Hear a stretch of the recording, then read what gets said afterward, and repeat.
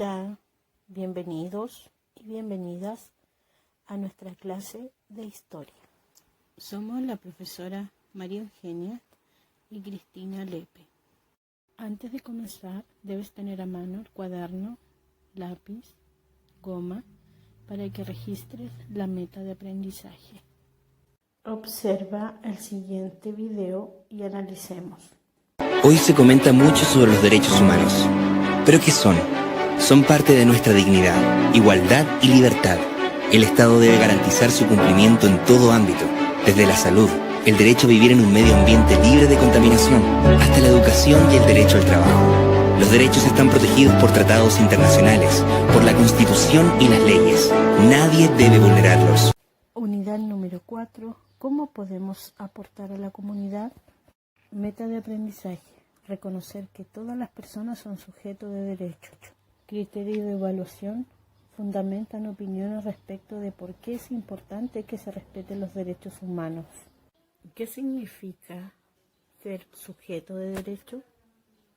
Significa que desde el momento de nacer, todos poseemos derechos que deben ser respetados, sin importar etnia, sexo, estrato social u otras condiciones.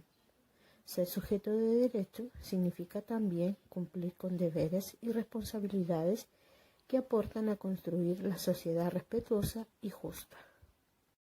Algunas de las características de los derechos son universales de todos los miembros de la familia humana, inalienables, ninguna persona puede ser despojado de ellos, indivisibles, no se pueden separar, pues conforman un sistema, interdependientes, están relacionados unos con otros. ¿Dónde se encuentran estos derechos que hemos hablado que todos tenemos por el solo hecho de ser persona a nivel mundial? Los derechos se encuentran consagrados, escritos en esta Declaración Universal de Derechos Humanos que se firma a mediados del siglo XX, posterior a la Segunda Guerra Mundial, donde la gran mayoría de los países del mundo se compromete luego de las atrocidades de la guerra a respetar los derechos de las personas para nunca más se cometan estas atrocidades. A nivel nacional, en nuestro país, los derechos se encuentran consagrados, escritos en este famoso libro que vemos acá, que se llama La Constitución Política de la República de Chile. En este libro se encuentran las principales leyes y normas de nuestro país, como también nuestros derechos y deberes como ciudadanos. ¿Cómo ha ido evolucionando el reconocimiento de los derechos? No siempre se ha respetado los derechos. Por ejemplo, aquí en esta línea de tiempo, la primera parte tenemos los derechos de primera generación o relativos a la libertad, y quiere decir que son los derechos más antiguos que se han reconocido. Hay que tener en cuenta que todos los derechos que tenemos como personas han sido obtenidos producto de las luchas y las movilizaciones de los ciudadanos. En este sentido, de estos derechos de primera generación y teniendo la libertad de la persona, o sea, obtener un juicio justo en libertad para circular, para moverse, tener libertad de elegir la religión que yo quiera y libertad para elegir a los representantes. Estas fueron las primeras luchas por los derechos desde el siglo XVIII. Ya entrado el siglo XIX, inicio del siglo XX, hablamos de derechos de segunda generación o relativos a la igualdad. Dentro de estos derechos, cuya idea principal era la persona, para que éstas tuvieran mayor libertad en los derechos de segunda generación, la idea es que las personas tengan mayor dignidad. Esto incluye el derecho al trabajo, el derecho a tener una seguridad social, el derecho a tener una salud de calidad, derecho a tener una educación y derecho a tener un acceso a la cultura. En el siglo XXI tenemos el derecho de la tercera generación o relativo a la solidaridad. ¿Cuál es el rol del Estado? El rol del Estado es asegurar la protección de los derechos a través de leyes e instituciones. ¿Cuáles son todos esos derechos que hemos hablado hasta aquí?